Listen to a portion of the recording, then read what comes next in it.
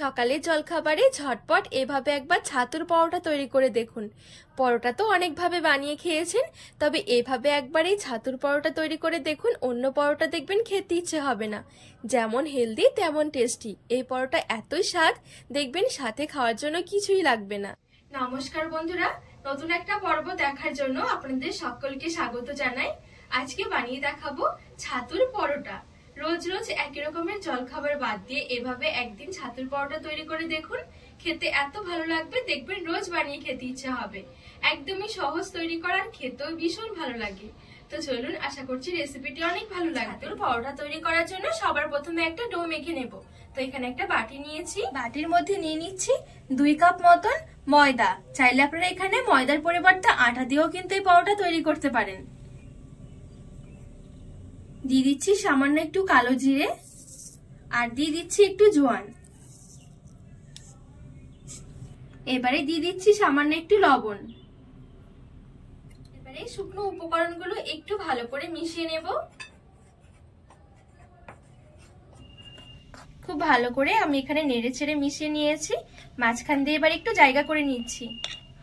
এবারে মাঝখানে দিয়ে দিচ্ছি 1 কাপ জল। 2 কাপ ময়দার জন্য 1 কাপ জল দিতে হবে। আর দিয়ে দিচ্ছি আমি এখানে 3 টেবিল চামচের মতন সাদা তেল। এবারে তেল আর জলটা ভালো করে একটু মিশিয়ে নেব, আর এইভাবে করে ময়দার সাথে মেখে নেব।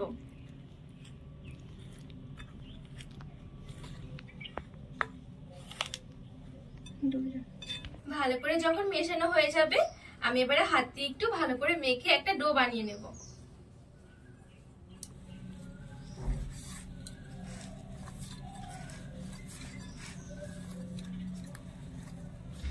আর এখানে আমি এই ডোটা মাখার ক্ষেত্রে জলটা আমি একবারেই দিয়ে দিয়েছি। এভাবে একবারে জলটা দিয়ে আর একটু তেল দিয়ে মেখে নেবেন। পরোটাগুলো দেখবেন অনেক বেশি মুচমুচে আর খাস্তা হবে। যদি ডোটা মাখার সময় আবার একটু জলের প্রয়োজন হয় তখন পরে আবার দিতে পারবেন। আর ময়দাটা অবশ্যই একটু মেপে নেবেন, তাহলে জলের মাপটা দিতে অনেক সুবিধা হবে। 2 বাটি ময়দা হলে 1 বাটি লাগবে জল। তো এই দেখুন, এখানে আমি ডোটা খুব সুন্দরভাবে মেখে নিয়েছি। ডো কিন্তু খুব বেশি একটা নরম হবে না, আবার খুব বেশি শক্ত নয়। এবারে ডোটা সেট হওয়ার জন্য একটু রেখে দেবো সাইডে, আর অবশ্যই কিন্তু একটু ঢাকা দিয়ে রাখতে হবে। এবারে এদিকে চলুন ছাতুর পুরটা আমি রেডি করে নেব। এবারে বাটির মধ্যে আমি এখানে 1 কাপ নিয়ে নিয়েছি ছাতু। এটা ছোলার ছাতু। আর দিয়ে দিচ্ছি 1/2 টেবিল চামচের মতন গ্রেট করা আদা। একটু দিয়ে দিচ্ছি ধনেপাতা কুচি। এবারে দিয়ে দিচ্ছি 1 টেবিল চামচের মতন কাঁচা লঙ্কা কুচি। ঝালটা স্বাদ মতন, যে যেরকম ঝাল খেতে পছন্দ করবেন সেরকম কাঁচা লঙ্কা দিলে হবে। সামান্য একটু দিয়ে দিচ্ছি কালো জিরে, একদম সামান্য দিয়ে দিচ্ছি কাঁচা জোয়ান, আর একটু দিয়ে দিচ্ছি ভাজা জিরের গুঁড়ো। এবারে এই পর্যায়ে আমি সামান্য একটু দিয়ে দেব হিং। আজকে পরোটাটা নিরামিষ তৈরি করছি। যদি আপনারা পেঁয়াজ খেতে পছন্দ করেন এ পর্যায়ে কিন্তু মিহি করে পেঁয়াজ কুচিও দিতে পারেন। যদি পেঁয়াজ কুচি দেন তাহলে কিন্তু এই হিং দিতে আর লাগবে না। তো একদম সামান্য একটু আমি হিং দিয়ে দিচ্ছি। যেহেতু নিরামিষ তৈরি করছি, নিরামিষের মধ্যে কিন্তু হিংটা খুব ভালো লাগে খেতে। এবারে একটা পাতে লেবুর অর্ধেক রসটা দিয়ে দিচ্ছি।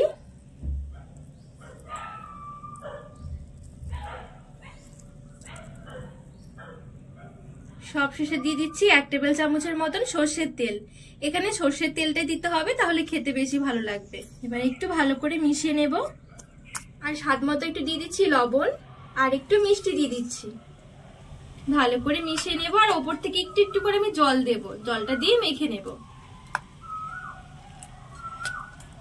এভাবে করে হাত দিয়ে একটু ভালো করে ঝুরঝুরে করে মেখে নেব। আর ছাতুটা মাখতে খুব বেশি জল দিতে হবে না, অল্প একটু জল দিয়ে ঝুরঝুরে করে মেখে নিতে হবে। এখানে আমি খুব সুন্দর করে ছাতুটা দেখুন ঝুরঝুরে করে মেখে নিয়েছি।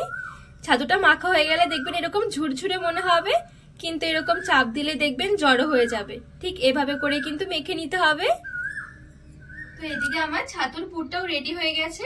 এবারে এক সাইডে রেখে দেব। আর এদিকে যে আমি ডোটা মেখে রেখেছি, ডোটাও কিছুক্ষণ মতো রেস্ট হয়ে গেছে। যতক্ষণ পুর রেডি করতে টাইম লেগেছে ততক্ষণে আমি রেস্টে রেখেছি।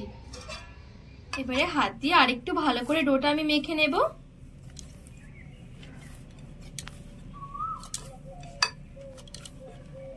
আর এখান থেকে আমি ছোট ছোট করে লেচি বের করে নেব। খুব বেশি ছোট নয়, আমরা যেরকম রুটি তৈরি করার জন্য লেচি বের করি ঠিক সেরকম করে কিন্তু বের করে নেব। এই দেখুন।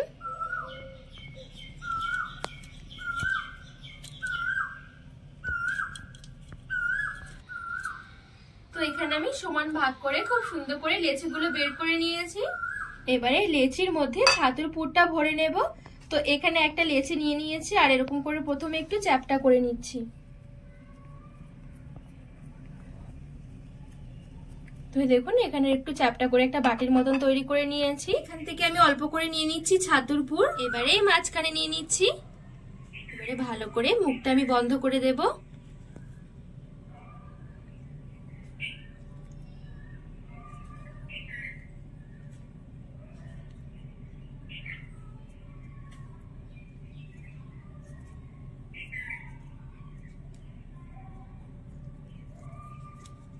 তো দেখুন এখানে একটা লেচির মধ্যে খুব সুন্দর করে ছাতুর পুরটা ভরে নিয়েছি। এবারে ঠিক একই ভাবে বাদ বাকি লেচিগুলোর মধ্যে আমি এরকম করে ছাতুর পুরটা ভরে নেব।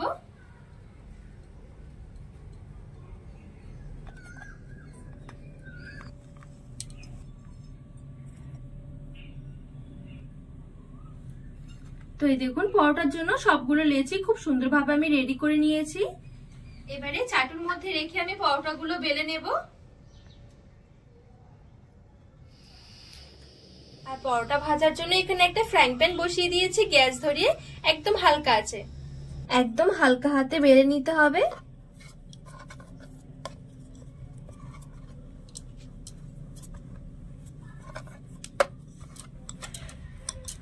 তো এই দেখুন এখানে খুব সুন্দর করে পরোটাটা বেলে নিয়েছি। খুব বেশি একটা পাতলা করিনি, আবার কিন্তু খুব বেশি একটা মোটাও রাখিনি। দেখুন এবারে পরোটাটা ভেজে নেব। পরোটাটা প্রথমে একটু শুকনো এরকম কড়াইয়ের মধ্যে একটু উল্টে পাল্টে নেব। এবারে হালকা করে একটু আমি তেল দিয়ে দিচ্ছি। তেলটা দিয়ে উল্টে পাল্টে একটু ভালো করে পরোটাটা ভেজে নেব। আর এই সময় গ্যাসের আঁচটা মিডিয়াম থেকে লো আঁচের মাঝামাঝি রেখে দিতে হবে। আর খুব সুন্দরভাবে দেখবেন পরোটা ভাজা হয়ে যাবে। একদমই এই পরোটা ভাজতে সময় লাগবে না, কিছুক্ষণের মধ্যে দেখবেন পরোটা এরকম খুব সুন্দরভাবে ফুলকো হতে শুরু করবে। আর এই দেখুন দেখতে কতটা সুন্দর লাগছে। এভাবে করে উল্টে পাল্টে একটু লালচে করে পরোটাটা ভেজে নেব। এই দেখুন কত সুন্দরভাবে আমার পরোটাটা এখানে ভাজা হয়ে গেছে আর দেখতেও কি দারুণ লাগছে। এবারে পরোটাটা তুলে নেব।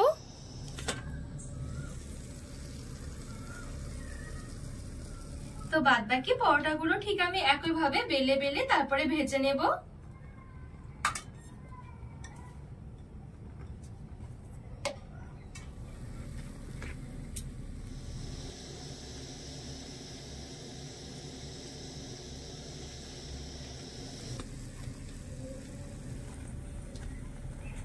সবগুলো পরোটা ভেজে আমি তুলে নিয়েছি। আর এই দেখুন কতটা সুন্দর লাগছে। আর এত সুন্দর এই পরোটাগুলো হয় খেতে, একদমই নরম আর তার সাথে হবে একেবারে মুচমুচে খাস্তা। এইভাবে একবার পরোটা বানিয়ে দেখুন, দেখবেন অন্য পরোটা খেতে ইচ্ছে হবে না। আর এই দেখুন দেখতে কতটা সুন্দর লাগছে পরোটাগুলো। এইভাবে পরোটা বানালে দেখবেন রোজ বানিয়ে খেতে ইচ্ছে হবে। আর এই পরোটার সাথে খাওয়ার জন্য সেরকম কোনো সবজির দরকারই হবে না, সাথে একটু সস নিয়ে নেবেন, তাহলেই দারুণ লাগবে। তো আজকের এই রেসিপি আপনাদের কেমন লেগেছে অবশ্যই কিন্তু কমেন্ট করে জানাবেন। আর রেসিপি ভালো লাগলে চ্যানেলটিকে সাবস্ক্রাইব করে পাশে থাকার অনুরোধ রইল।